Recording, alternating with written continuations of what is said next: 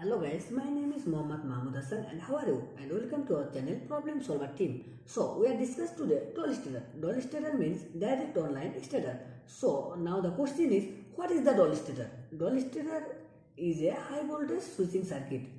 So now you may be wondering why to use it. As we already know, it is used in high voltage switching.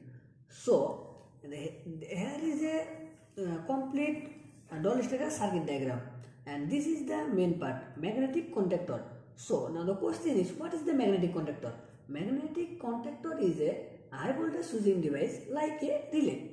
So what is the difference between relay and magnetic contactor?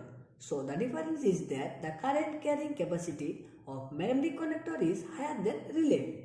So the magnetic connector is 10 terminal L1, L2, L3, NO, T1, T2, T3 and NO and A1, A2. So the L1, L2, L3, NO is the input section and T1, T2, T3, NO this is the output section and A1, A2 is a coil.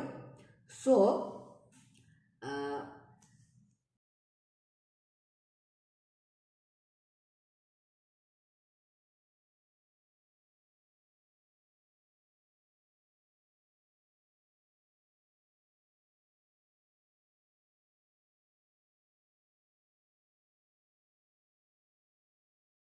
finally our project is ready to try. So this is a start button and this is a stop button.